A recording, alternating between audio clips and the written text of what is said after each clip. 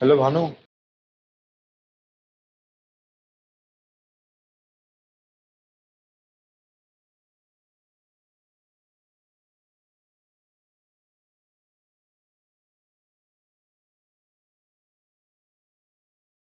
Mic on कर ले भाई।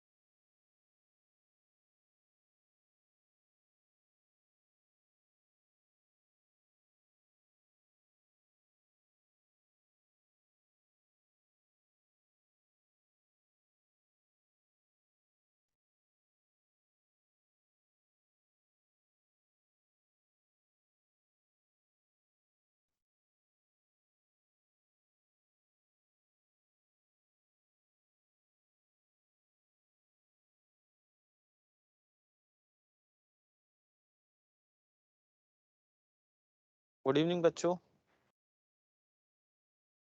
Good evening sir. इवनिंग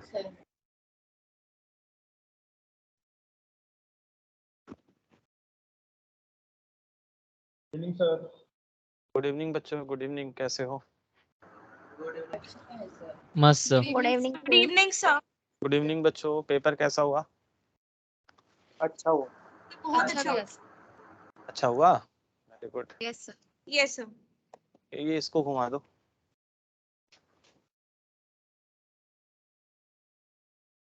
ठीक है, तो बच्चों हम लोग बात करने वाले हैं, इलेक्ट्रोकेमिस्ट्री हम पढ़ रहे थे और उसमें थोड़ा से पोर्शन बचा हुआ है, लेकिन मैं पहले आगे वाले टेस्ट का कंपाइल करूंगा। 2-3 लेक्चर मुझे इलेक्ट्रो के लिए चाहिए और आगे वाला टेस्ट वैसे तो 1 महीने बाद है, लेकिन चाह रहा हूँ कि पहले ही आपका कंपाइल कर दूं।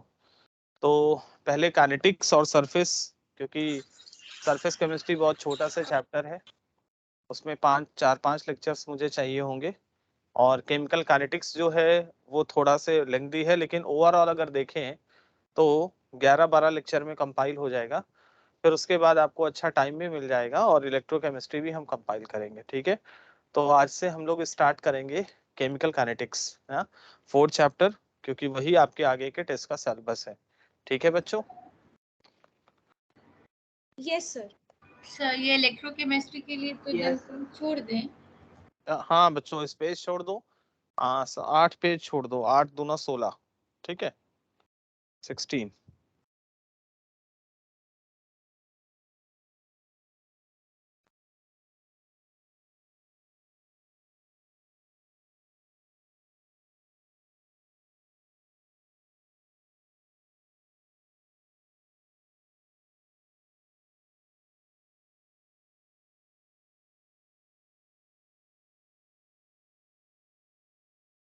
Good evening sir.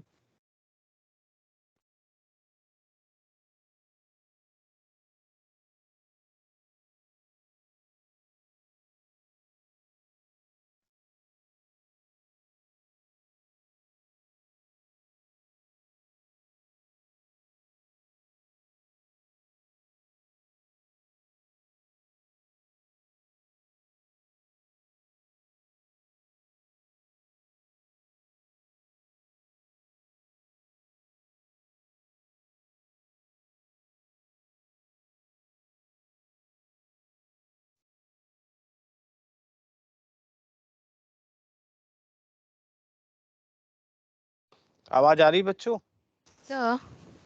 हाँ बेटा। Yes sir. हाँ सर, मुझे ये पूछना था ना कि आपने इलेक्ट्रोकेमिस्ट्री किस डेट में स्टार्ट की थी, क्योंकि मुझे नोट कॉपी में वो लिखना है। किस डेट? डेट मुझे कैसे याद रहेगी, किस डेट को स्टार्ट की थी? बट सर अप्रोक्स कुछ तो 18 याद को। हो। व्हाट? सर 18 मई को हुआ था। Okay, 18। Thank you so much. तो ठीक है बच्चों, now we start the chemical kinetics. और इंटरेस्टिंग चैप्टर है, और ये चैप्टर है जिसका पीछे वाले चैप्टर से कोई रिलेशन नहीं है। ठीक है, तो आपको कोई समस्या नहीं है, और ये स्टार्ट करते ये और सरफेस जल्दी से कंपाइल करेंगे। तो केमिकल पेजेस काफी होंगे उसके लिए।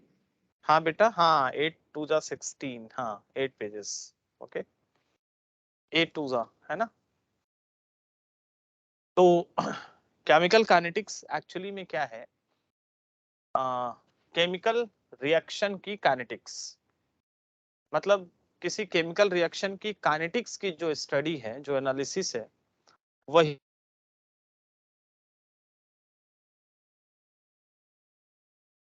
सर आपकी आवाज नहीं आ रही। Point. Yes sir. Sir again pose हो गई।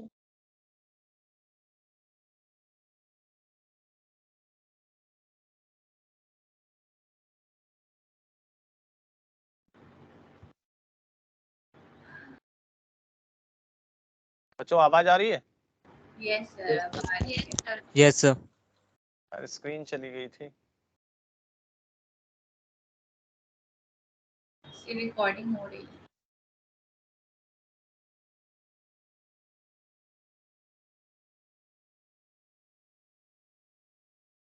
ठीक है,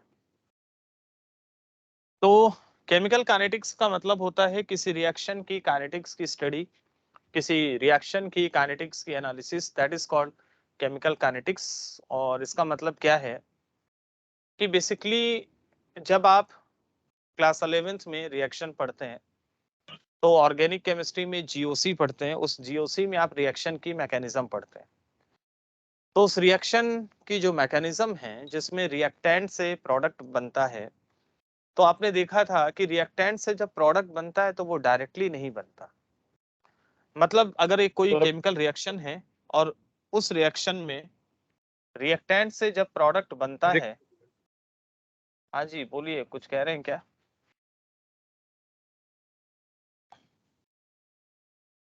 कुछ कहना है क्या बच्चे? नो तो एक रिएक्शन में जब रिएक्टेंट से प्रोडक्ट बनता है तो वो डायरेक्ट नहीं बनता, बल्कि रिएक्टेंट से प्रोडक्ट के बनने के बीच में बहुत सारे स्टेप्स इन्वॉल्व होते हैं। उनमें से कुछ स्टेप स्लो होता है, कुछ फास्ट होता है, कुछ बहुत फास्ट होता है, और कई सारे स्टेप्स के बाद प्रोडक्ट का फॉर्मेशन होता है।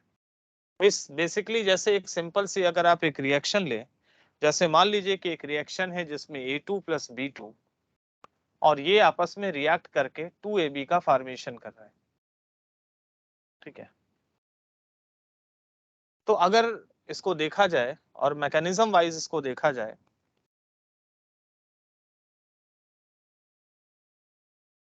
तो रिएक्शन को मैकेनिज्म वाइज अगर एनालाइज किया जाए तो नॉर्मली रिएक्शन इस तरह से नहीं होती, बल्कि जब एक रिएक्शन होती है तो जैसे सबसे पहले A2 और B2 आपने लिया है, तो A2 और B2 एक दूसरे पर अटैक करते हैं। तो यहाँ से A2 प्लस B2 सबसे पहले ये इस पर अटैक करते हैं। अब A के बीच में एक बॉन्ड बना होता है, BB के बीच में एक बॉन्ड होता है, और सबसे पहले ये इस पर अटैक करता है। तो जब ये इस पर अटैक करता है तो उस अटैक के कारण क्या होता है कि इसके बीच में जो बना बॉन्ड है वो ब्रेक होना स्टार्ट होता है और बॉन्ड टूटता है। बॉन्ड टूटने के प्रोसेस को बॉन्ड फिजन कहा जाता है। और क्लास 11th में आपने पढ़ा था कि बॉन्ड फिजन दो तरह का होता है, होमोलिटिक और हेट्रोलिटिक बॉन्ड फिजन। तो सबसे पहले क्या होता है कि इस पर अटैक करता है और इसका बॉन्ड वीक होना शुरू होता है, टूटना शुरू होता है। मतलब जब ये इस पर अटैक करेगा तो अब यहाँ पर ए के बीच में जो बना बॉन्ड है वो धीरे धीरे वीक होगा और बीबी के बीच में भी बना बॉन्ड धीरे धीरे वीक होगा। तो इस तरह से बॉन्ड वीक होना शुरू होता है। फिर जब बॉन्ड वीक होता है उसके बाद ये स्टेज जहां पे बॉन्ड टूटना शुरू होता है, पूरी तरह से बॉन्ड टूटा नहीं है बल्कि बॉन्ड टूटना शुरू हो रहा है, तो इस स्टेज को हम कहते हैं ट्रांजिशन स्टेज। ट्रांजिशन स्टेज का मतलब है कि जहां पे ना ही पूरी तरह से बॉन्ड टूटे और ना ही पूरी तरह से बॉन्ड बने, that is called transition stage. यहाँ टूटा नहीं है, पूरी तरह से टूटना शुरू हुआ है। और फिर उसके बाद क्या होता है कि स्टेज आती है जहां पर ये बॉन्ड पूरी तरह से टूट जाता है। तो ए टूट के अलग हो गया 2AA और बीबी टूटकर अलग हो गया 2BB। और अब बॉन्ड टूटने के बाद ये स्पीसीज बनी, ए अलग हो गया, ए आपस में टूटकर एटम के फॉर्म में आ गया और बी भी टूटकर एटम के फॉर्म में आ गया। तो ये जो बना इसको हम रिएक्शन इंटरमीडिएट बोलते हैं। मतलब बॉन्ड टूटने के बाद जो स्पीसीज बनती है इसको हम रिएक्शन इंटरमीडिएट बोलते हैं।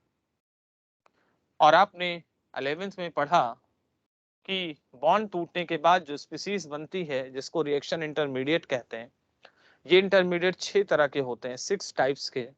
Carbocation, कार्बेनाइन, carbon free radical, carbene, benzene और नाइट्रीन। तो 6 तरह के इंटरमीडिएट्स होते हैं। तो ये इंटरमीडिएट बनता है। ट्रांजिशन स्टेज और इंटरमीडिएट में डिफरेंस है। ट्रांजिशन स्टेज में बॉन्ड ना टूटता है ना पूरी तरह से बनता है, बॉन्ड टूटना शुरू होता है।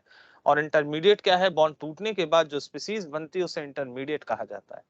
और फिर उसके बाद फाइनली क्या होता है कि यहाँ पर ये जो ए अलग हो गया, बी, ये आपस में जुड़ेंगे और आपस में जुड़कर 2AB का फॉर्मेशन करेंगे और ये बनेगा प्रोडक्ट। मतलब कहने का मतलब है कि रिएक्शन में डायरेक्ट प्रोडक्ट नहीं बना, बल्कि कई सारे स्टेप से होते हुए रिएक्शन में प्रोडक्ट का फॉर्मेशन होता है। अब एक रिएक्शन में कई सारे स्टेप्स इन्वॉल्व होते हैं। तो कई सारे जो स्टेप्स इन्वॉल्व होते हैं उनमें से कुछ स्टेप स्लो होते हैं, कुछ फास्ट स्टेप हैं, कुछ बहुत फास्ट स्टेप्स होते हैं। कई सारे स्टेप्स में रिएक्शंस होते हैं, कुछ स्लो है, कुछ फास्ट है, कुछ बहुत फास्ट होता है। और एक रिएक्शन का रेट हमेशा डिसाइड किया जाता है स्लोवेस्ट स्टेप से। एक रिएक्शन में अगर 10 स्टेप हो रहे हैं तो रेट डिटरमाइनिंग स्टेप हमेशा कौन सा होता है? जो स्लोएस्ट स्टेप होता है वही रेट डिटरमाइनिंग स्टेप कहलाता है, उसी से रेट प्रेडिक्ट किया जाता है।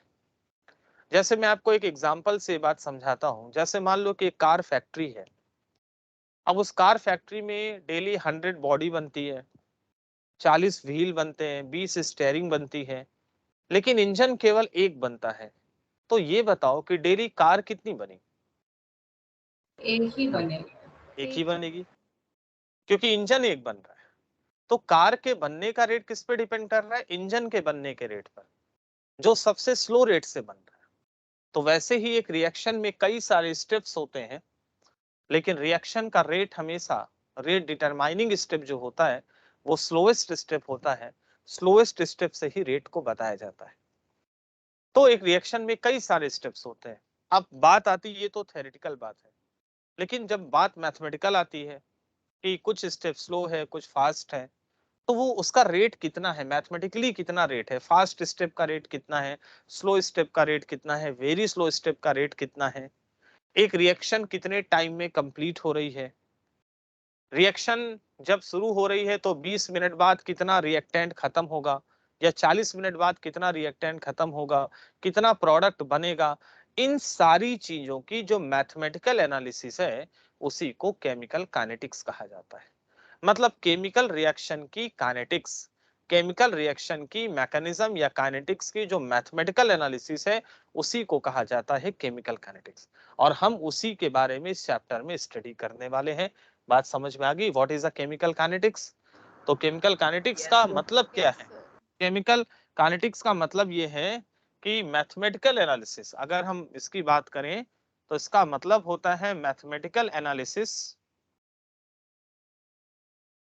mathematical analysis of mechanism of chemical reaction, mathematical analysis of mechanism of any chemical reaction, इसी को केमिकल काइनेटिक्स कहा जाता है। any chemical reaction known as chemical kinetics।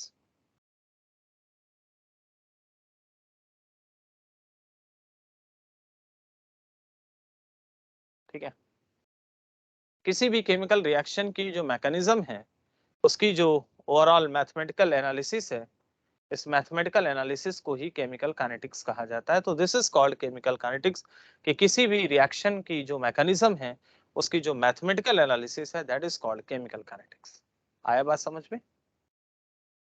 तो हमारा जो ओवरऑल टारगेट है इस चैप्टर में वो यही पढ़ना है कि एक रिएक्शन किस तरह से प्रोसीड करती है, किस तरह से आगे जाती है, उसका रेट कितना है, रिएक्टेंट कितना कंज्यूम होगा, प्रोडक्ट कितना बनेगा। इन सब की मैथमेटिकल स्टडी को ही केमिकल काइनेटिक्स कहा जाता है। और जब हम इसमें आगे बढ़ते हैं तो इसमें सबसे पहली जो बात आती है, जो सबसे फर्स्ट चीज आती है, वो कहलाता है रेट ऑफ रिएक्शन। तो जो पहली चीज आती है वो कहलाता है रेट ऑफ केमिकल रिएक्शन।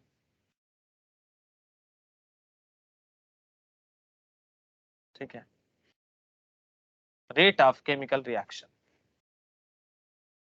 तो सबसे पहली चीज आती है कि किसी रिएक्शन का रेट क्या है, केमिकल रिएक्शन जो है उसका रेट क्या है, उसको कैसे डिफाइन करते हैं।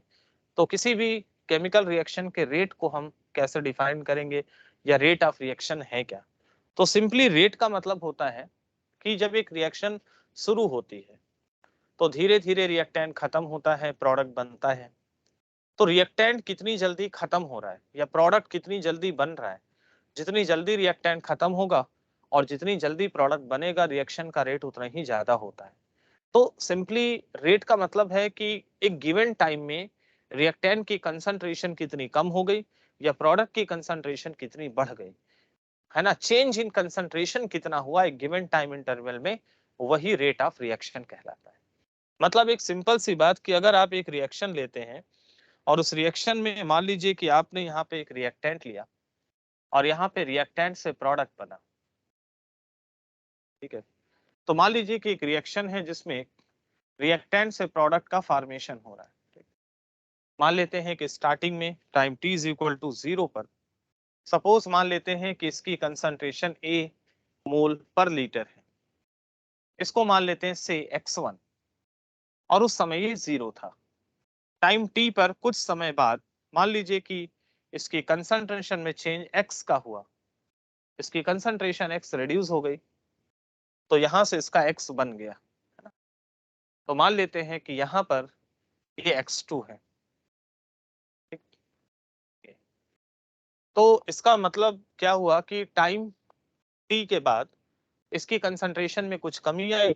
स्टार्टिंग में कंसंट्रेशन x1 थी, इसकी कंसंट्रेशन x चेंज हुई और मान लेते हैं कि फाइनल कंसंट्रेशन इसकी x2 है। तो रेट का मतलब क्या होता है, अगर मैथमेटिकली एक रिएक्शन के रेट को हम डिस्क्राइब करें तो सिंपली जो रेट ऑफ रिएक्शन है उसका मतलब ये होता है कि रेट का मतलब होता है चेंज इन कंसंट्रेशन। इसको मैथमेटिकली अगर निकालना है तो इसका मतलब है change in concentration of reactant, reactant की कंसंट्रेशन में चेंज, या प्रोडक्ट भी ले सकते हो, change in concentration of reactant और product upon total time interval. Total कितना टाइम लगा और कितना चेंज आ रहा है, टोटल टाइम, यही रिएक्शन का रेट कहलाता है, change in concentration upon total time. तो यहां से जो आर है रेट, चेंज इन कंसंट्रेशन में यहां से हम लिखेंगे फाइनल कंसंट्रेशन माइनस यहां से इनिशियल कंसंट्रेशन अपॉन यहां से टोटल टाइम, यहां से ये टोटल टाइम। तो final concentration minus initial concentration यही होगा चेंज अपॉन टोटल टाइम। और अगर हम इसको यहां से सॉल्व करें तो देखो फाइनल कंसंट्रेशन क्या है, आपने माना फाइनल कंसंट्रेशन है x2, इनिशियल कंसंट्रेशन है x1 और टाइम क्या है t2 माइनस t1, है ना।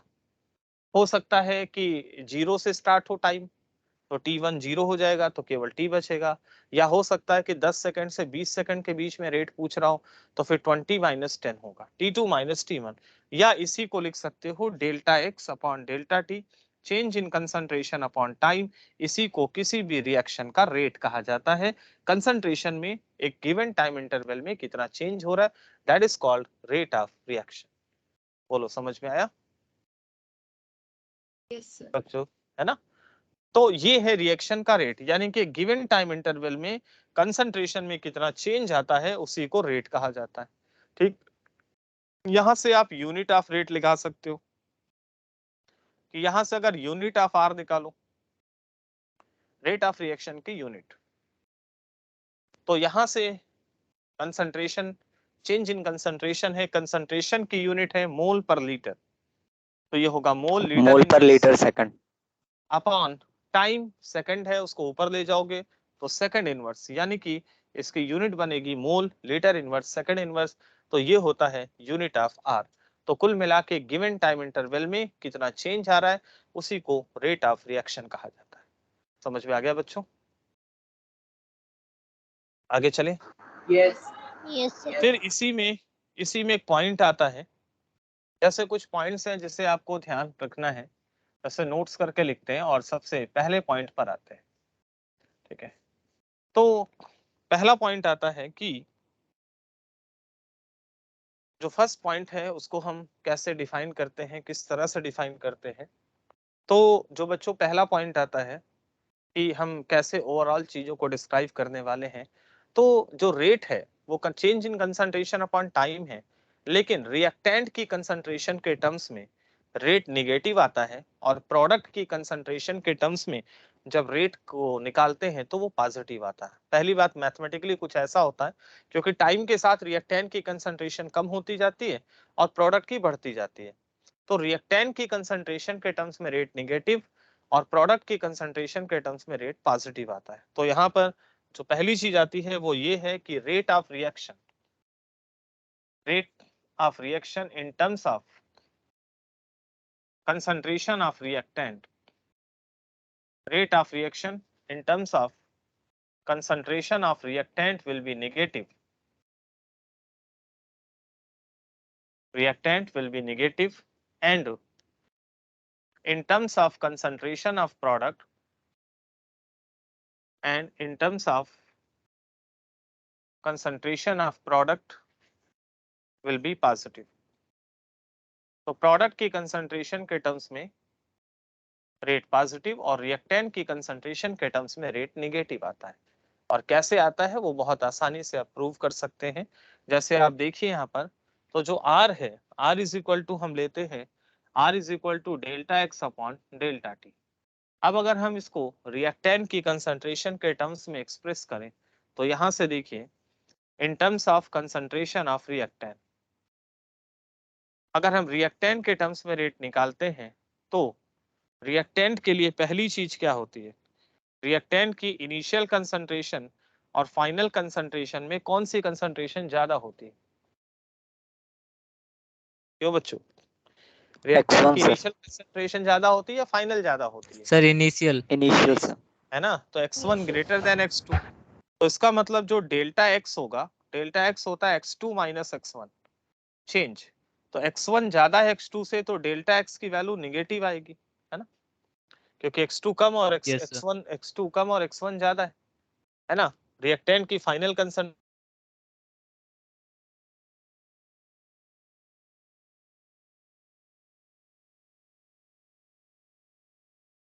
ट्रेन अटक गई है सर।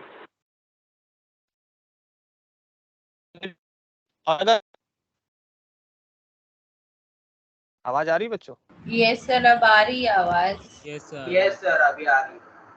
नेटवर्क फ्लक्चुएट करता है, ठीक है।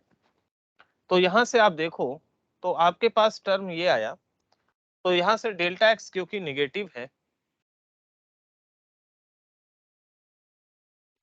सर फिर से स्क्रीन अटक गई।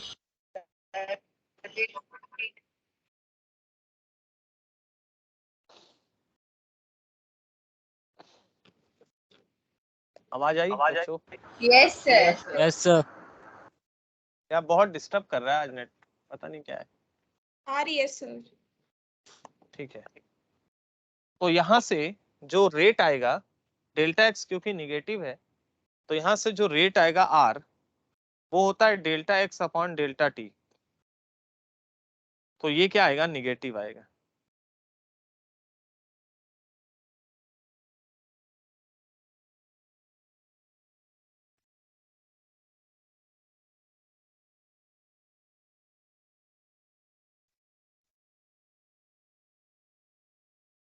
फिर से आ गई आवाज? यस सर यस पता नहीं क्या हो रहा है बच्चों।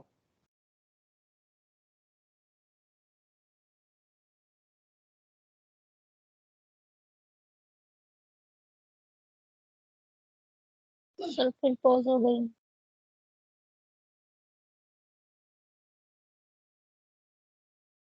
सर फिर चला गया। अरे दीपक यार यहाँ हो, ये बार बार नेट क्यों जा रहा है यार, 5 मिनट में 5 बार चला गया यार। बैठो यहीं पे, देखो बंद करो इसको। आवाज आई बच्चों?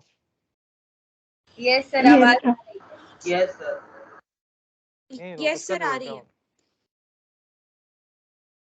चलो ठीक है, तो रेट डेल्टा एक्स क्योंकि नेगेटिव है तो आर होता है delta x by delta T, और डेल्टा एक्स नेगेटिव है तो रेट क्या आएगा, यहाँ से निगेटिव आएगा, यानी कि निगेटिव। इसलिए बोलते हैं कि रिएक्टेंट की कंसंट्रेशन के टर्म्स में रेट नेगेटिव आता है। और यहीं पर अगर प्रोडक्ट की कंसंट्रेशन के टर्म्स में बात करें तो यहां से देखिए in terms of concentration of product,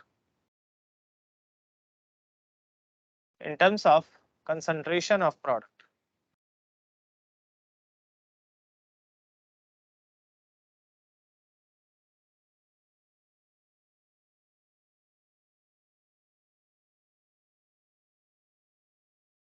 आ गया network? Yes sir. Yes sir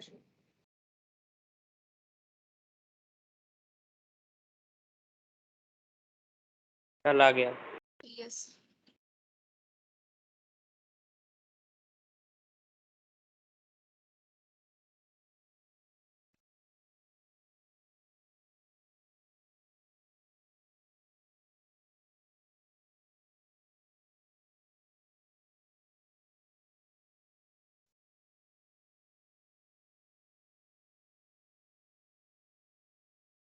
sir फिर चला गया।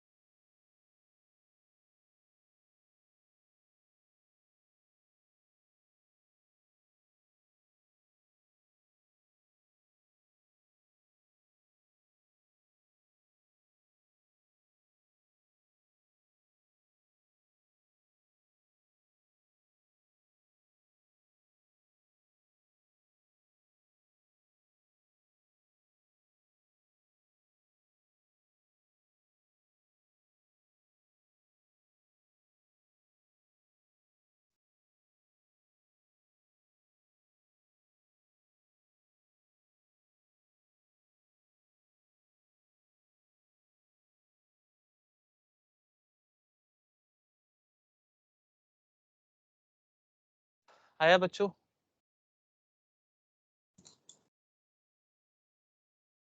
यस सर वीडियो नहीं आ रही। सर स्क्रीन नहीं आई। आगे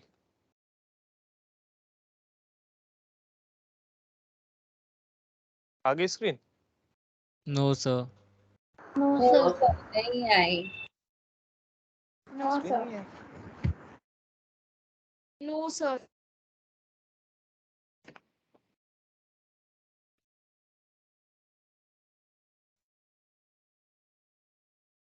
स्क्रीन तो आनी चाहिए बच्चों। नहीं आ रही है सर। वीडियो ऑफ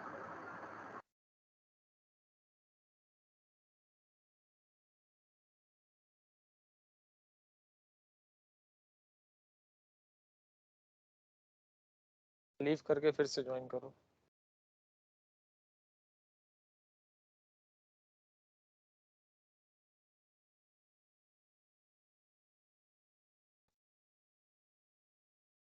लीव करके ज्वाइन करें।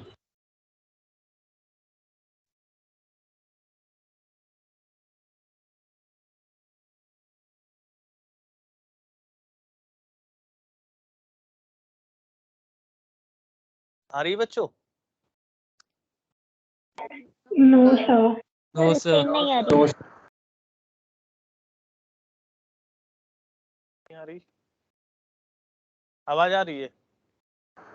आवाज आ रही है। Yes sir. Yes sir. कभी कभी ये इंटरनेट इतना डिस्टर्ब करता है। अभी क्या करें? सर आपका कैमरा ऑन नहीं है सर। कैमरा तो ऑन है, करो देखो। कैमरा तो ऑन है बेटा।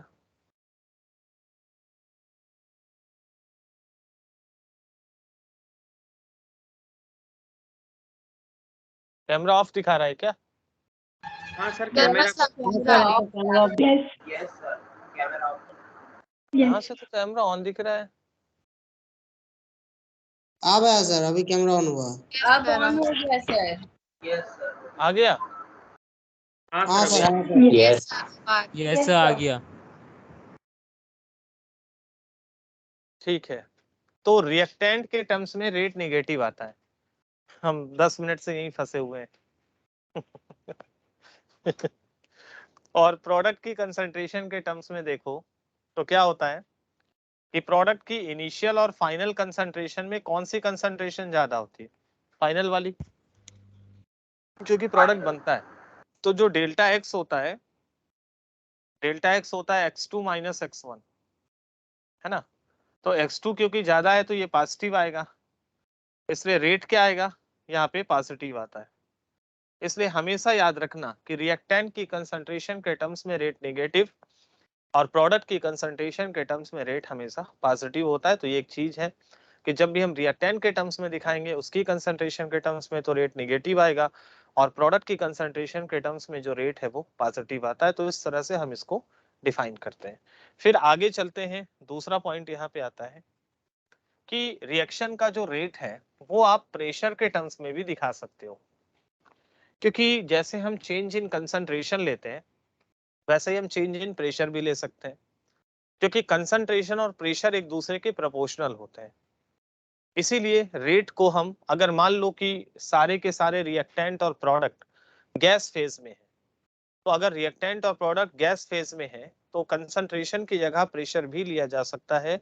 तो यहाँ पर क्या होता है कि if reactant and product, if reactant and product present in gaseous phase, reactant and product presence in gaseous phase, तो उस केस में क्या होता है, then rate of reaction, then rate of reaction also can be expressed in terms of pressure। तो उस case में जो रेट है उसे हम प्रेशर के टर्म्स में भी एक्सप्रेस कर सकते हैं, इन टर्म्स ऑफ प्रेशर। तो अगर सारे के सारे रिएक्टेंट और प्रोडक्ट गैस फेज में हो तो फिर रेट को हम प्रेशर के टर्म्स में भी एक्सप्रेस कर सकते हैं। और कैसे एक्सप्रेस करेंगे वो देखिए। तो होता क्या है कि जो रेट होता है कैसे हम इसको निकाल सकते हैं वो देखते हैं। तो जो रेट है आर वो होता है चेंज इन प्रेशर। कंसंट्रेशन की जगह हम प्रेशर लिखते हैं, तो यहाँ से हम लिखेंगे चेंज इन प्रेशर ऑफ, चाहे आप रिएक्टेंट ले लो या प्रोडक्ट ले लो, change in pressure of reactant और प्रोडक्ट अपॉन जो टोटल टाइम इंटरवल होता है वो, तो यहाँ से अपॉन टोटल टाइम। ठीक, change in concentration of reactant और प्रोडक्ट अपॉन टोटल टाइम। तो यहाँ से R बराबर चेंज इन प्रेशर, तो ये होगा final pressure minus initial pressure, final pressure minus initial pressure upon यहाँ से total time interval, that is a delta T लिख सकते हो या डेल्टा टी। अब final pressure minus initial pressure, तो यहाँ से आप इसको अगर सॉल्व करो तो यहाँ से जो रेट आ जाएगा R is equal to P2 minus P1 upon यहाँ से डेल्टा टी, क्या आप इसे लिख सकते हो delta P upon delta t. तो यहाँ से ये रेट है change in pressure upon total time. तो यहाँ से यूनिट क्या आ जाएगी, delta P upon delta t है, तो यहाँ से यूनिट ऑफ R क्या लोगे, तो R की यूनिट अगर निकाला जाए तो प्रेशर की यूनिट क्या होती है, एटमॉस्फेयर। प्रेशर की यूनिट एटमॉस्फेयर होती है, टाइम की यूनिट सेकंड होती है, तो यूनिट आ जाएगा एटमॉस्फेयर सेकंड इनवर्स। तो रेट को ऐसे भी निकाल सकते हैं, प्रेशर में change upon total time, that is called rate of reaction. तो कंसंट्रेशन भी ले सकते हो और मान लो कि प्रेशर दिया है तो प्रेशर के टर्म्स में भी रेट को डिफाइन कर सकते हैं। समझ में आया बच्चों? Yes sir. ठीक है, जैसे ये प्रेशर के टर्म्स में जो है इस पे लेकर मैं आपको एक क्वेश्चन दिखाता हूँ और फिर मैं आपको दिखाता हूँ कि कैसे हम कैलकुलेट करेंगे। जैसे मान लीजिए कि सपोज एक क्वेश्चन दिया जाए, क्वेश्चन ये है कि इफ N2O5, सपोज आपसे कहा जाए कि if N2O5 thermally dissociated, N2O5 thermally dissociate into NO2 and O2, thermally dissociate into NO2 and A2। ठीक है, तो N2O5 थर्मली डिसोसिएट हो रहा है NO2 and O2 में at 114 mm, 114 mm of Hg pressure. ठीक है, इसका थर्मल डिसोसिएशन हो रहा है इस प्रेशर पर 114 mm पर। ठीक है, फिर कहा जाए कि आफ्टर 30 मिनट ऑफ रिएक्शन या after 30 minute the net pressure of mixture, the net pressure of mixture is 133 mm, 133 mm of Hg, then find, तो आपसे कहा जाए कि then find rate of reaction, rate in atmosphere minute inverse. तो आपसे rate पूछा जाए एटमॉस्फेयर मिनट इनवर्स में रेट क्या होगा, ये है क्वेश्चन। ठीक है, आपसे कहा जाए कि रेट क्या होगा एटमॉस्फेयर मिनट इनवर्स में, तो रेट आपको बताना है इन एटमॉस्फेयर मिनट इनवर्स। ठीक है, सवाल को ध्यान से देखिए। सवाल कह रहा है कि N2O5 थर्मली डिसोसिएट हो रहा है NO2 और O2 में 114 mmHg प्रेशर पे। 30 मिनट बाद आपसे कहा जा रहा है कि जो मिक्सचर का नेट प्रेशर है वो कितना हो गया, 133 mm हो गया। तो आपको बताना है कि रिएक्शन का रेट क्या होगा। ठीक है, ये सवाल है। शुरू में प्रेशर 114 था, 30 मिनट बाद मिक्सचर का टोटल प्रेशर 133 mm हो गया। तो अब यहाँ पे थोड़ा सा इसे देखेंगे कि सवाल हम कैसे लगाएंगे। तो सबसे पहले इसमें N2O5 का थर्मल डिसोसिएशन हो रहा है, तो हम क्वेश्चन को कैसे सॉल्व करेंगे। यहाँ पर N2O5 का डिसोसिएशन हो रहा है, तो सबसे पहले हम इसके डिसोसिएशन की रिएक्शन लिखेंगे। N2O5 है, ये डिसोसिएट होगा और ये डिसोसिएट होकर बनाएगा twice NO2 plus half O2। इसका थर्मल डिसोसिएशन ऐसे होता है और ये इसकी बैलेंस रिएक्शन होती है। तो थर्मली डिसोसिएट होकर NO2 और हाफ O2 बनाएगा। ठीक, अब यहाँ पर देखते हैं। तो शुरू में स्टार्टिंग में अगर बात करें कैसे सवाल लगना है, तो शुरू में क्या है, time t is equal to 0 पर बोला जा रहा है इसका प्रेशर 114 mm है। शुरू में केवल ये था, ना NO2 था ना O2 था, तो इसका भी प्रेशर 0, इसका भी 0। 30 मिनट बाद इसका कुछ डिसोसिएशन हुआ होगा, ये कुछ कम हुआ होगा। तो 30 मिनट बाद at time t is equal to 30 मान लेते हैं कि 30 मिनट बाद ये डिसोसिएट हुआ। तो अगर ये डिसोसिएट हुआ तो इसका प्रेशर कुछ कम होगा और इसका प्रेशर बढ़ेगा, क्योंकि ये बनेगा और ये टूटेगा। तो मान लेते हैं कि 30 मिनट बाद इसका प्रेशर रिड्यूस हुआ P से, इसका प्रेशर P से कम हो गया, क्योंकि N2O5 कम होगा भाई, इसके मोल्स कम होंगे तो इसका प्रेशर भी कम होगा।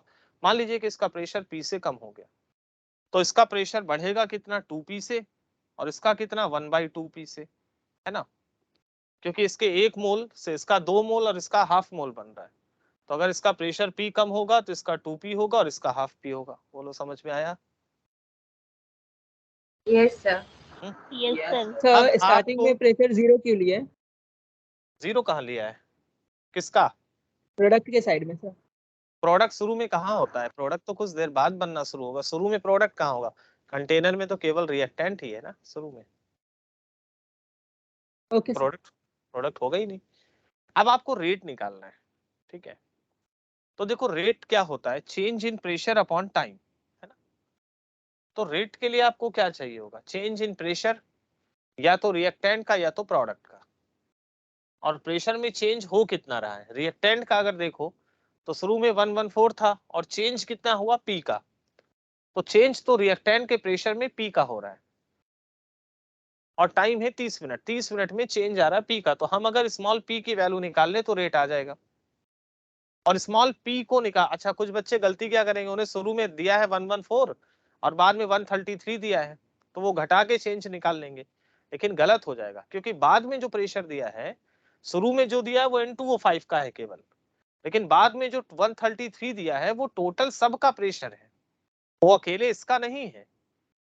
तो आप और इसके प्रेशर में जो चेंज आ रहा है वो स्मॉल p का आ रहा है, तो आपको ये निकालना पड़ेगा, क्योंकि बाद में जो 133 दिया है वो N2O5 का प्रेशर नहीं है, वो टोटल मिक्सचर का प्रेशर है।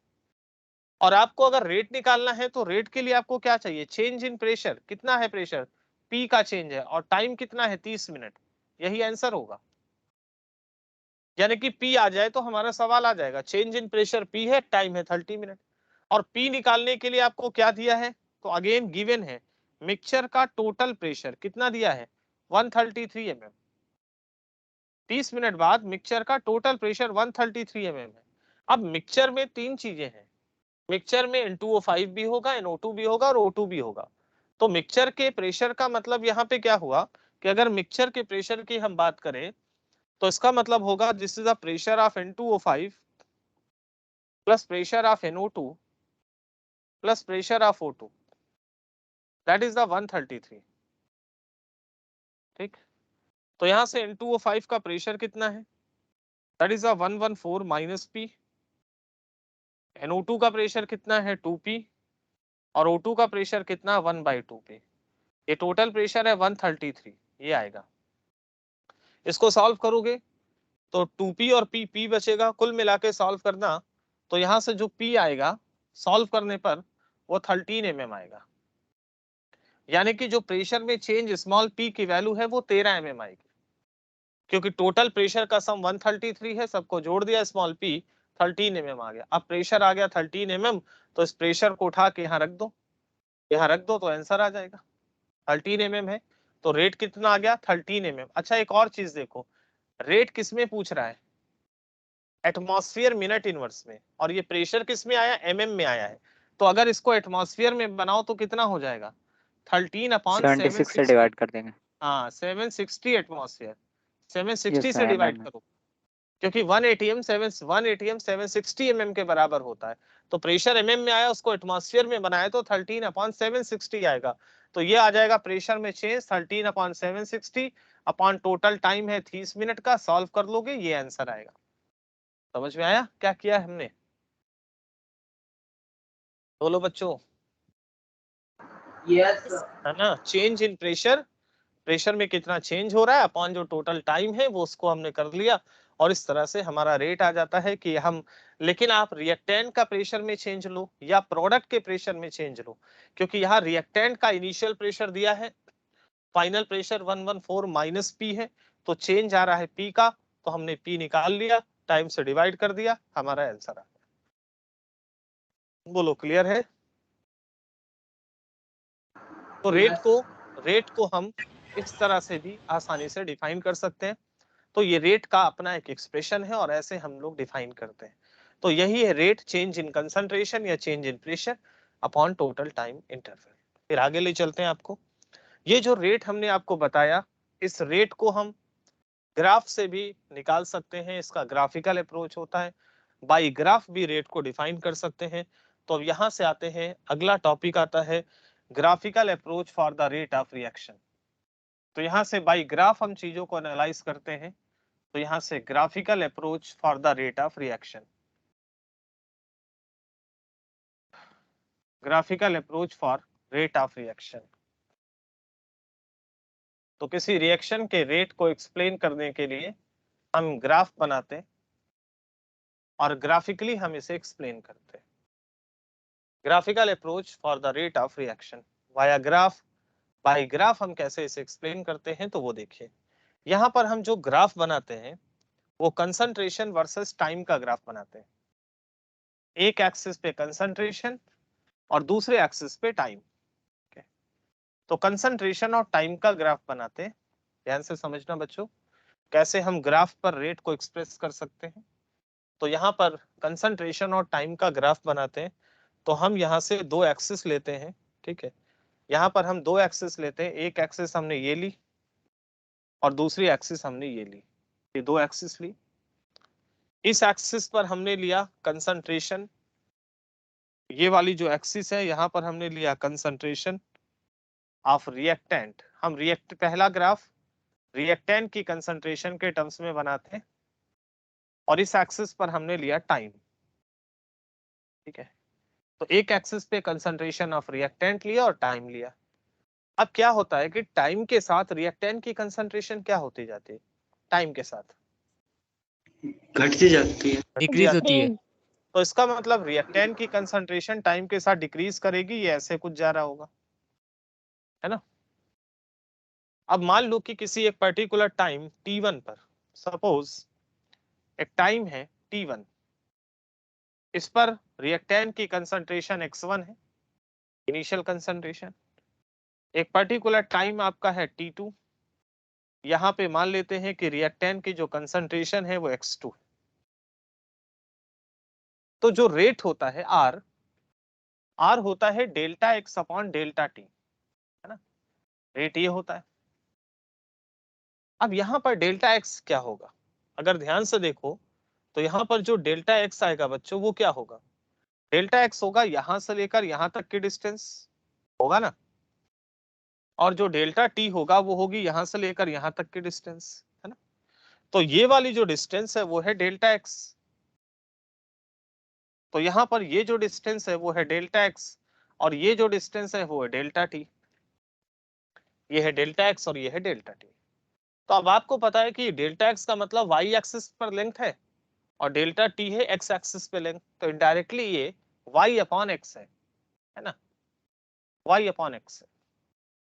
डेल्टा एक्स है वाई एक्सिस पर लेंथ और डेल्टा टी है एक्स एक्सिस पे लेंथ। और वाई अपॉन एक्स क्या होता है, किसी लाइन का स्लोप होता है कि नहीं, स्लोप ऑफ द लाइन क्या होता है, y upon x। y upon x ही तो होता है स्लोप ऑफ y बराबर एम एक्स और m होता है स्लोप, तो m बराबर y अपॉन एक्स स्लोप होता है। तो इसका मतलब कि जो delta x upon delta t है एक्चुअली में एक लाइन का स्लोप होगा, क्योंकि ग्राफ पर ये y अपॉन एक्स है और y अपॉन एक्स लाइन का स्लोप होता है। किस लाइन का स्लोप होगा वो देखना है। तो अब किस लाइन का स्लोप होगा, तो अगर इस पॉइंट को a और इस पॉइंट को b मान लिया जाए, है ना, तो अगर आप सोचो तो यहां से लेकर यहां तक एक लाइन ड्रॉ करें तो इसी लाइन का तो स्लोप आएगा, ए को बी से मिलाने वाली लाइन। यानी कि अगर हम देखें तो जो delta x upon delta t है वो एक्चुअली में स्लोप होगा किसका, slope of line A B. तो ए से लेकर बी तक जो लाइन बन रही उसका स्लोप होगा ये। जैसे ये जो लाइन बन रही है इसका slope, and definitely line downward है तो स्लोप क्या आएगा, निगेटिव आएगा, और इसीलिए रिएक्टेंट के टर्म्स में रेट निगेटिव आता है।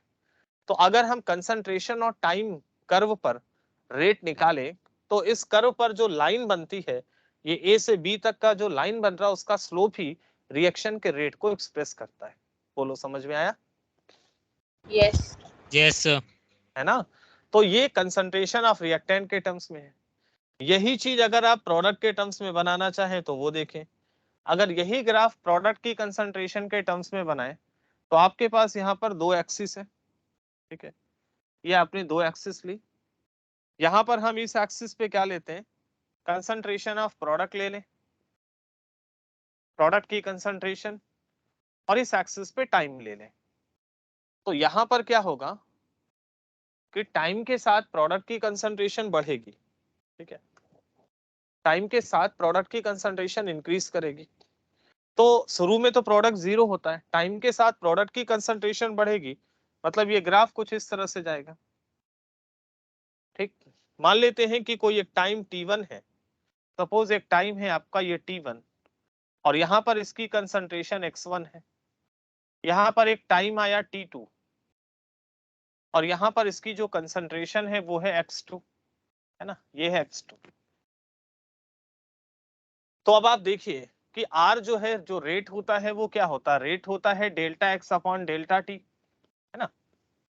अब यहाँ पर डेल्टा x कितना होगा वो देखिए ध्यान से। तो अगर आप यहाँ से डेल्टा x देखें तो डेल्टा x कितना होगा, ये वाली डिस्टेंस, ये डेल्टा x होगी, है ना, और ये वाली डिस्टेंस जो है वो डेल्टा टी होगी। तो अगर आप देखिए तो ये वाला डिस्टेंस है डेल्टा एक्स और ये वाला है डेल्टा टी, तो ये लाइन का ही स्लोप आएगा। लेकिन अब यहाँ पे ये किस लाइन का स्लोप आएगा ये ध्यान देना है। तो किस लाइन का स्लोप होगा बच्चों, इस पॉइंट को इस पॉइंट से मिलाने वाली लाइन, ये वाली लाइन। यानी कि अगर हम इस पॉइंट को ए और इस पॉइंट को बी मान ले तो ए से लेकर बी तक की जो लाइन है उसी का स्लोप होगा, मतलब ये होगा slope of line A B. तो यहां से आएगा लाइन ए बी का slope, slope of line A B, यही होता है रेट, है ना। और ये डेफिनेटली ये अपवर्ड की तरफ लाइन जा रही है, तो डेफिनेटली ये जो रेट है ये कैसा आएगा, पॉजिटिव आएगा। तो यहाँ पे जो रेट है वो पॉजिटिव होगा, तो यहाँ पे रेट पॉजिटिव होगा और वहां पे रेट नेगेटिव, और इस तरह से हम लोग इस चीज को एक्सप्लेन करते हैं। आया समझ में? क्लियर है बच्चों? कोई डाउट? क्लियर हो गया? तो ग्राफ पर कंसंट्रेशन और टाइम के ग्राफ पर रेट को हम इस तरह से एक्सप्रेस करते हैं। तो ये ग्राफिकल अप्रोच होता है रेट का, कि कंसंट्रेशन टाइम ग्राफ पर जो लाइन का स्लोप है वही ग्राफ को एक्सप्लेन करता है। तो इस तरह से हम इसे समझाते हैं। और फिर इसी में अगला टॉपिक एक और आता है, इसी रेट से रिलेटेड एक टॉपिक है जिसको बोलते हैं average and instantaneous, average and instantaneous rate of reaction, instantaneous rate of reaction, average and instantaneous rate of reaction।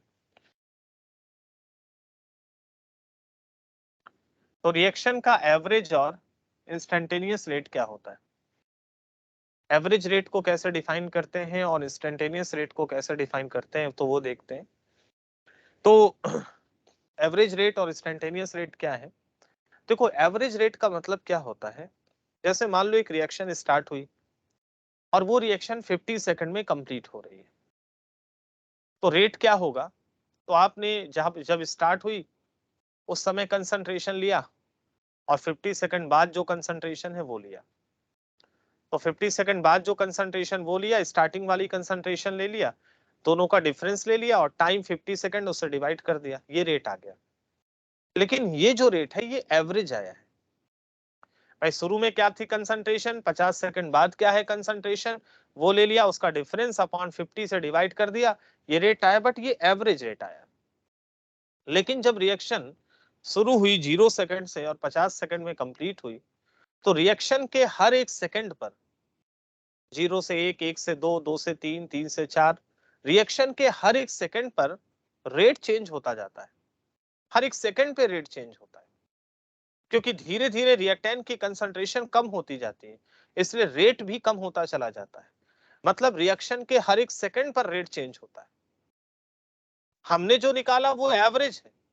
अगर मान लीजिए कि आपसे कहा जाए कि 15th सेकंड पर रिएक्शन का रेट क्या रहा होगा, एक इंस्टेंट पर रेट पूछा जाए, एट एनी इंस्टेंट आपसे 15 सेकंड पे रेट पूछा जा रहा है, मतलब 14 सेकंड के बाद और 16 सेकंड से पहले का जो टाइम है उस समय का रेट आपसे पूछा जा रहा है, एक इंस्टेंट पर रेट आपको बताना है, तो वो कहलाता है इंस्टेंटेनियस रेट, है ना। और जब एक इंस्टेंट पे आप रेट बताएंगे तो वहां पे टाइम इंटरवल भी बहुत छोटा है, 15वें सेकंड, मतलब 14 सेकंड के बाद और 16 सेकंड के पहले का टाइम, और टाइम बहुत स्मॉल है, तो कंसंट्रेशन में चेंज भी बहुत स्मॉल होगा। तो जब एक स्मॉल टाइम इंटरवल और स्मॉल चेंज इन कंसंट्रेशन के लिए रेट बताते हैं या किसी इंस्टेंट पे रेट बताते हैं, तो उसको इंस्टेंटेनियस रेट कहा जाता है। समझ में आई बात? एवरेज और इंस्टेंटेनियस का मतलब, यस सर। है ना। तो यहाँ पर क्या है कि इसमें दो चीज है। सबसे जो पहली चीज है वो कहलाती है एवरेज रेट। तो पहली चीज तो है वो कहलाता है एवरेज रेट। एवरेज रेट का मतलब ये अभी मतलब ये सिंपली है net change in concentration for given time interval. ये होता है net change in concentration, net change in concentration for given time interval. एक गिवन टाइम इंटरवल में कितना चेंज होता है और गिवन टाइम इंटरवल। एक गिवन टाइम इंटरवल में जो नेट चेंज आता है वो एवरेज कहलाता है ना। एक गिवन टाइम इंटरवल में जो नेट चेंज आता है दैट इज कॉल्ड एवरेज। तो यहां से जो आर एवरेज है, हमने अभी तक आपको जो पढ़ाया वो एवरेज ही पढ़ाया है, delta x upon delta T. ये जो मैंने बताया total change upon total time, ये एवरेज ही मैंने बताया है, इंस्टेंटेनियस नहीं बताया, ये एवरेज रेट होता है। और इंस्टेंटेनियस क्या होता है? तो अगर हम इंस्टेंटेनियस रेट डिफाइन करें तो दूसरी dx चीज है by dt। जिसको, हाँ, दूसरी चीज है जिसको बोलते हैं इंस्टेंटेनियस रेट। इंस्टेंटेनियस रेट तो इसका मतलब होता है this is a rate of reaction at any instant. ये होता है rate of reaction at any instant. किसी इंस्टेंट पर जो रेट होता है वो, एनी इंस्टेंट, किसी एक इंस्टेंट पर जो रेट होता है वो इंस्टेंटेनियस कहलाता है। और यहां पर क्या होता है, define for very small change in concentration, define for very small change in concentration in a small time interval, very small change in concentration in a small time interval। तो एक स्मॉल टाइम इंटरवल में small जो concentration में change होता है वो instantaneous कहलाता है ना। सो दो बेसिक डिफरेंस है एवरेज और इंस्टेंटेनियस में। एवरेज क्या है? एक बड़े टाइम इंटरवल में, और इंस्टेंटेनियस क्या होता है? एक स्मॉल टाइम इंटरवल पे जो होता है। सो यहां से अगर आप इसे कैलकुलेट करें तो इंस्टेंटेनियस रेट क्या आएगा और इंस्टेंटेनियस ये आएगा। देखो, वो डेल्टा एक्स था सफिशिएंट चेंज, चेंज यहाँ पे बहुत स्मॉल होगा, तो डेल्टा एक्स को रिप्लेस करेंगे dx को और डेल्टा टी को रिप्लेस करेंगे dt से। तो जो इंस्टेंटेनियस रेट होता है वो होता है dx अपॉन dt, राइट। तो इंस्टेंटेनियस रेट होता है dx upon dt, small change in concentration upon small time interval. Is it clear? समझ में आ गया? Yes sir. Yes sir. और अगर हम इस चीज को ग्राफ से समझाएं, ठीक है, एवरेज और इंस्टेंटेनियस को ग्राफ से एक्सप्लेन करते हैं, तो अगर ग्राफ से समझाएं तो देखिए ग्राफ पर एवरेज और इंस्टेंटेनियस को कैसे एक्सप्लेन करते हैं वो देखिए, ठीक है। हम क्या करते हैं, यहाँ पर दो एक्सिस लेते हैं, एक एक्सिस ये है और दूसरी एक्सिस ये है, ठीक है, दो एक्सिस लिए हमने। यहाँ पर हमने क्या किया, कंसंट्रेशन लिया, इस एक्सिस पर हमने कंसंट्रेशन लिया, जैसे हम रिएक्टेंट के टर्म्स में ग्राफ बनाते हैं तो यहाँ पर हम कंसंट्रेशन ऑफ रिएक्टेंट लेते हैं, है ना, और इस एक्सिस पर हम टाइम लेते हैं। अभी हमने एक ग्राफ आपको बना के दिखाया था कि रिएक्टेंट के टर्म्स में जब ग्राफ बनाते हैं तो ये ऐसे जाता है, कोई एक पर्टिकुलर टाइम t1 पर, है ना, हमने एक टाइम t1 लिया तो यहाँ पर ये कंसंट्रेशन x1 थी, यहाँ पर हमने एक टाइम t2 लिया तो यहाँ पर कंसंट्रेशन x2 थी। एवरेज क्या था, यहां से लेकर यहां तक की जो डिस्टेंस थी, ये मतलब ये वाला जो डिस्टेंस था वो डेल्टा एक्स था और ये वाला जो डिस्टेंस था वो डेल्टा टी था। और एवरेज क्या था, इस लाइन का स्लोप, पॉइंट ए और पॉइंट बी इसको मिलाने वाली जो लाइन थी उसका जो स्लोप आया था वो एवरेज रेट था, मतलब ए से बी तक जो लाइन जाती है उसका स्लोप। तो आर एवरेज क्या था, आर एवरेज था slope of line A B, है ना, लाइन ए बी का स्लोप, और ये था exactly delta x upon delta t. तो आर एवरेज तो आपका ये था, है ना, delta x upon delta t, slope, line का स्लोप। और इंस्टेंटेनियस क्या होगा, एक टाइम पर, एक स्मॉल टाइम पर जो रेट होगा। तो यहाँ पे टाइम का डिफरेंस काफी ज्यादा है और यहाँ पर ए और बी का डिफरेंस भी ज्यादा है, लेकिन टाइम जब बहुत स्मॉल हो जाए, मतलब मान लीजिए कि एक बहुत स्मॉल टाइम इंटरवल ले रहे हैं, मान लीजिए कि हमने एक स्मॉल टाइम इंटरवल ये लिया dt, dt एक स्मॉल टाइम इंटरवल पे, तो स्मॉल टाइम इंटरवल पे ये जो चेंज है ये भी बहुत स्मॉल होगा और इसको हम लेते हैं dx, ठीक। तो पहले जो चेंज काफी बड़ा था, अब वो जो पॉइंट है ए और बी ये धीरे धीरे कम होता गया, कम होता गया और एक पॉइंट पर आके सिमट गया। मतलब ये जो डिफरेंस पहले ज्यादा था अब ये दोनों कम होता गया, कम होता गया और एक पॉइंट पर आ गया। तो ये जो लाइन पहले 2 पॉइंट से गुजर रही थी, ये लाइन अब 1 पॉइंट से गुजरेगी कि नहीं, क्योंकि डिफरेंस कम होता गया, कम होता गया, दोनों के बीच का गैप कम होता गया, चेंज बहुत स्मॉल हो गया। तो फिर ये पूरी लाइन एक पॉइंट से गुजरने वाली है और यहाँ पर ये जो पॉइंट बन रहा है, यहां से गुजरने वाली लाइन, ये टेंजेंट, ये जो लाइन बन रही है टेंजेंट है। अब वही लाइन जो 2 पॉइंट से गुजर रही थी अब 1 पॉइंट से गुजरेगी, क्योंकि चेंज बहुत स्मॉल है। तो ये जो टेंजेंट बनेगी इसका जो स्लोप होगा वो इंस्टेंटेनियस कहलाएगा। मतलब जो इंस्टेंटेनियस रेट होता है आर इंस्टेंटेनियस, ये होता है dx by dt और एग्जैक्टली ये क्या होता है, स्लोप ऑफ टेंजेंट। तो ये टेंजेंट का स्लोप होता है। अगर आपको ग्राफ पे इंस्टेंटेनियस रेट दिखाना है तो जो टेंजेंट होता है उसका स्लोप होता है इंस्टेंटेनियस रेट। लाइन का स्लोप ए से लेकर बी तक की जो लाइन है उसका स्लोप एवरेज कहलाता है और टेंजेंट का स्लोप जो है वो इंस्टेंटेनियस कहलाता है। और इस तरह से ग्राफ पर हम एवरेज और इंस्टेंटेनियस रेट को एक्सप्लेन करते हैं। बोलो बच्चों, समझ में आया? Yes sir. यस है ना? सर। तो इस तरह से काइनेटिक्स में सबसे पहली बात रेट की ही आती है, क्योंकि मैथमेटिकल एनालिसिस हम कर रहे हैं केमिकल रिएक्शन की। तो आज मैंने आपको रेट के बारे में बेसिक चीज बताई है और पहले और दूसरे और तीसरे पेज मॉड्यूल का जो है उसको मैंने एक्सप्लेन किया है और कल इसी सीक्वेंस में आगे बढ़ेंगे। तो खूब सारे सवाल वाले टॉपिक जो है वो कल के लेक्चर्स में आएंगे, लेकिन आज जो रेट वाला केस मैंने पढ़ा है इसको अच्छे से देखिएगा और बाकी फिर हम लोग कल की क्लास में बात करेंगे। ठीक है बच्चों, thank you. Thank you sir, have a nice Bye, day sir. Sir. Sir, thank you sir, have a okay nice day. Okay. Bye, sir.